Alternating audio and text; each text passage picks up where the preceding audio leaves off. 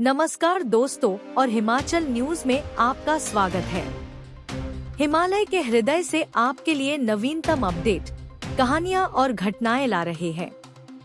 शांत घाटियों से लेकर हलचल भरे शहरों तक हमारे पास वो सभी खबरें हैं जो मायने रखती हैं। यहीं आपकी स्क्रीन पर कमेंट करें और बताएं कि आप कहां से हिमाचल की खबरें देख रहे हैं।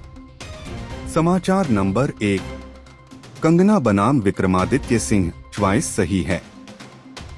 प्रतिभा सिंह ने कहा कि मंडी में दो युवाओं के बीच स्पर्धा होनी चाहिए। भाजपा ने कंगना रनौत को मैदान में उतारा है तो उनके मुकाबले विक्रमादित्य सिंह समन्वय समिति की सही च्वाइस हैं। हालांकि अभी तक टिकट तय नहीं हुआ है। टिकट पर मुहर केंद्रीय चुनाव समिति लगाएगी। प्रतिभा सिंह दिल्ली से लौटने के बाद शिमला में मीडिया के सवालों का जवाब दे रही थी। उन्होंने कहा कि मुकाबला बराबरी वालों में होना चाहिए। विक्रमादित्य सिंह यूथ आइकॉन हैं। समन्वय समिति के पास उन्हें चुनाव में उतारने का सुझाव आया था, जिस पर सभी ने सहमति जताई है। उन्होंने कहा कि मौजूदा सांसद के तौर पर उनका टिकट काटना आसान नहीं है, लेकिन विक्रमादित्य सिंह चुनाव में उतरते हैं तो उनके साथ मंडी के युवा कंधे से कंधा मिलाकर मैदान में चलेंगे। उन्होंने कहा कि प्रदेश की अन्य 3 सीटों पर भी उम्मीदवारों के नामों का लेकर चर्चा हुई है और सभी ने अपने अपने सुझाव दिए हैं। कांगड़ा से पूर्व मंत्री आशा कुमारी ने नाम पर चर्चा हुई है। हालांकि अंतिम फैसला केंद्रीय चुनाव समिति की बैठक में होगा। सभी नेताओं ने कोऑर्डिनेशन कमेटी की मीटिंग में मिलजुल कर काम करने की बात कही है। सभी अपने मतभेद भूलकर फील्ड में उतरेंगे। प्रतिभा सिंह ने कार्यकर्ताओं का मनोबल बढ़ाएंगे। प्रतिभा सिंह ने कहा कि कोई नेता बच्चा नहीं है जो उनकी बात मान लेंगे। सरकार तवज्जो देती तो यह स्थिति नहीं आती। प्रतिभा सिंह ने कहा कि राजेंद्र राणा और सुधीर शर्मा बड़े चुनाव जीत कर आए थे। उनकी सरकार से उम्मीद थी। सरकार तवज्जो देती तो ऐसी स्थिति पैदा नहीं होती। विक्रमादित्य सिंह को पार्टी हाईकमान ने ही बागियों को मनाने की सलाह दी थी। इसके बाद ही विक्रमादित्य सिंह बागियों से मिलने गए थे। राज्य सरकार ने अपने घोषणा पत्र में शामिल बातों को पूरा करने का प्रयास शुरू किए हैं। ओल्ड पेंशन को लागू किया है। महिलाओं को 1500 रुपए देने की योजना लाहौल स्पीति से लागू की गई है। दूध के दाम भी बढ़ाए गए हैं। 5 साल में सभी वादे पूरे होंगे। समाचार नंबर 2, आबकारी विभाग ने बरामद की 52,440 लीटर लाहन। राज्य कर एवं आबकारी विभाग ने जिला बिलासपुर, नूरपुर, कांगड़ा, सिरमौर, मंडी, ऊना, चंबा और कुल्लू में अवैध शराब के विरुद्ध कार्रवाई करते हुए 52,440 लीटर लाहन बरामद की है। राज्य कर एवं आबकारी आयुक्त यूनुस ने आज यहां बताया कि विभाग ने प्रदेश के सभी जिलों में टास्क फोर्स टीमों और उड़न दस्तों का गठन किया है। राज्य भर में विभाग की 59 टीमें काम कर रही हैं। आदर्श चुनाव आचार संहिता लागू होने के बाद से टास्क फोर्स ने प्रदेश के विभिन्न क्षेत्रों में अभी तक कुल 2404338 लीटर शराब जब्त की है। विभाग की विभिन्न टीमों ने सीमावर्ती क्षेत्रों व प्रदेश के भीतर अवैध शराब का कारोबार करने वाले लोगों के खिलाफ सख्त कार्रवाई सुनिश्चित की है। आयुक्त ने बताया कि पड़ोसी राज्यों के नोडल अधिकारियों के साथ समन्वय स्थापित कर कार्रवाई की जा रही है। विभाग की टास्क फोर्स विभिन्न सूत्रों से प्राप्त सूचनाओं के आधार पर सीमावर्ती इलाकों व अवैध शराब के भंडारण में संलिप्त लोगों की निगरानी कर कार्रवाई कर रही है। विभाग ने हाल ही में इन्हीं सूचनाओं के आधार पर चंबा जिला में अवैध रूप से भंडारण की गई देशी शराब की 100 पेटियां बरामद करके आबकारी अधिनियम 2011 के तहत कार्रवाई की है। विभाग की दक्षिण क्षेत्र उड़न दस्ते की टीम ने जिला सिरमौर में 1724 लीटर शराब जब्त की है। इससे पहले मध्य क्षेत्र फ्लाइंग स्क्वाड की टीम ने पुलिस के साथ संयुक्त कार्रवाई करते हुए पंजाब राज्य की सीमा के साथ लगते बिलासपुर जिला के धलेटी गांव के साथ तरसुआ इलाके में तलाशी के दौरान अवैध शराब निकालने के लिए 2 भट्टियां लगाई गई थी। संयुक्त टीम ने त्वरित कार्रवाई करते हुए लगभग 1200 लीटर लाहन नष्ट की गई। विभाग की नूरपुर टीम ने भी पंजाब आबकारी टीम के साथ संयुक्त रूप से कार्यवाही करते हुए इंदौरा क्षेत्र के डाहकुलारा गांव में लगभग 2000 लीटर लाहन बरामद करके नष्ट की गई। जिला कांगड़ा की आबकारी टीम ने पुलिस के साथ संयुक्त कार्रवाई में एक घर से अवैध रूप से रखी गई देशी शराब की पेटियां बरामद की हैं। उन्होंने कहा कि हिमाचल प्रदेश में स्वतंत्र और निष्पक्ष चुनाव के मद्देनजर किसी भी प्रकार की अवैध गतिविधि को रोकने के लिए विभाग सीमावर्ती राज्यों के आबकारी अधिकारियों व हिमाचल पुलिस के साथ समन्वय स्थापित कर अवैध शराब के कारोबार में संलिप्त लोगों पर नियमानुसार कार्यवाही अमल में ला रहा है। अवैध शराब के खिलाफ विभाग ने जीरो टॉलरेंस की नीति अपनाई है। आबकारी आयुक्त ने बताया कि भविष्य में भी इस प्रकार की गतिविधियों पर कड़ी नजर रखी जाएगी व नियमानुसार सख्त से सख्त कार्यवाही अमल में लाई जाएगी। आबकारी आयुक्त ने बताया कि विभाग द्वारा स्थापित कंट्रोल रूम 24 घंटे कार्य कर रहा है। उन्होंने सभी नागरिकों से आग्रह किया कि अवैध शराब तथा उपहार फ्रीबेज के मामले संज्ञान में आते ही तुरंत टोल फ्री नंबर 1800180802 दूरभाष नंबर 017726200426 तथा व्हाट्सएप नंबर 94,183 से 31,426 व controlroomhq@gmail.com पर जानकारी साझा करें ताकि किसी भी प्रकार की अवैध गतिविधियों पर रोक लगाई जा सके। समाचार नंबर 3। एयर गन से खेल रहे बच्चे की मौत। जिला कुल्लू के बंजार इलाके में सोमवार को एयर गन से खेलते खेलते एक बच्चे की मौत का मामला सामने आया है। यह क्षेत्र में ऐसी पहली मौत है। वहीं बंजार अस्पताल से मृतक बच्चे के शव को पोस्टमार्टम के लिए नेरचौक मेडिकल कॉलेज भेजा गया है। वहीं किशोर की मौत से परिजन बेसुध हो गए हैं। इस घटना से पूरा इलाका गमगीन हो गया है।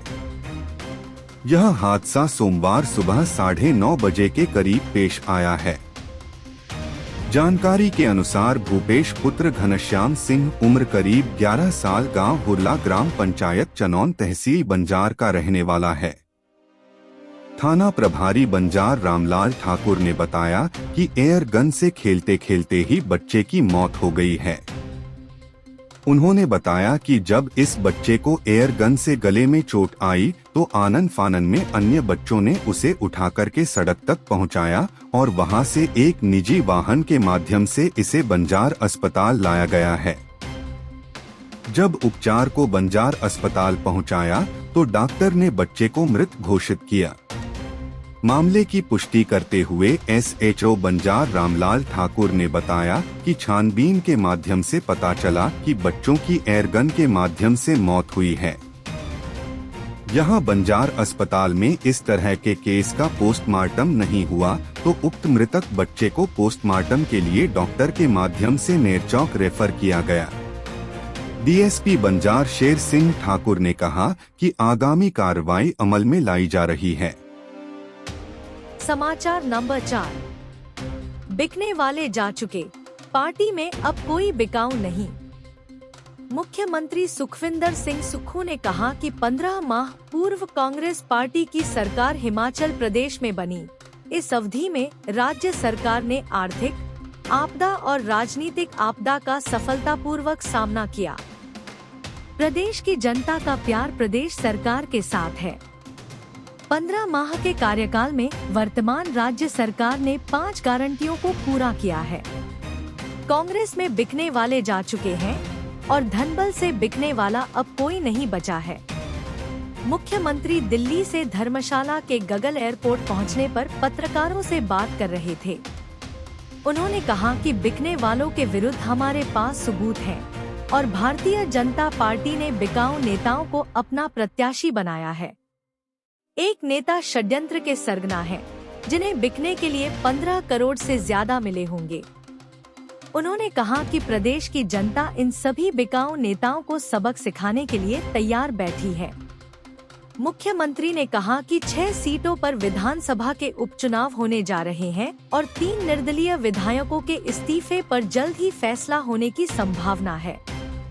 ऐसे में 62 सीटों वाली विधानसभा में 34 कांग्रेस के विधायक हैं। इसलिए भाजपा नेताओं के राज्य में सरकार बनाने के दावे में कोई दम नहीं है। वह केवल झूठ बोलकर प्रदेश की जनता को गुमराह करने का प्रयास कर रहे हैं। भाजपा नेता बताएं कि वह किस प्रकार प्रदेश में सरकार बनाएंगे। उन्होंने कहा कि कांग्रेस पार्टी चुनाव के लिए पूरी तरह से तैयार है। कांग्रेस पार्टी सच प्रदेश की जनता के सामने रखी है और राज्य सरकार पूरी ईमानदारी के साथ भ्रष्टाचार के विरुद्ध सख्त कदम उठाएगी। ठाकुर सुखविंदर सिंह सुक्खू ने कहा कि कांग्रेस के प्रत्याशियों के बारे में अंतिम दौर की चर्चा हो चुकी है। जल्द ही पार्टी अपने प्रत्याशियों को चुनाव मैदान में उतारेगी और अच्छे व स्वच्छ छवि वाले नेताओं को कांग्रेस पार्टी की टिकट दी जाएगी। मुख्यमंत्री ने कहा कि सरकारी कर्मचारियों के लिए पुरानी पेंशन स्कीम बहाल की और महिलाओं को आजीवन 1500 प्रदान करने के लिए इंदिरा गांधी प्यारी बहना सुख सम्मान निधि शुरू की, जो लाहौल स्पीति जिला से शुरू हो चुकी है। उन्होंने कहा कि केंद्र सरकार किसान सम्मान निधि में प्रतिवर्ष 6000 रुपए प्रदान करती है, जबकि राज्य सरकार महिलाओं को प्रतिवर्ष 18,000 प्रदान कर रही है। इसके अतिरिक्त प्रदेश में 1.15 लाख विधवा एवं एकल नारी के बच्चों की शिक्षा का खर्च राज्य सरकार वहन कर रही है। इसके साथ ही उन्हें घर निर्मित करने के लिए 1.50 लाख रुपए की वित्तीय सहायता भी राज्य सरकार प्रदान कर रही है। उन्होंने कहा कि राज्य सरकार बुजुर्गों को निःशुल्क इलाज की सुविधा भी प्रदान कर रही है। सीएम सुक्खू ने कहा कि वर्तमान राज्य सरकार ने ग्रामीण अर्थव्यवस्था को मजबूत बनाने के लिए भी अनेक प्रयास किए हैं।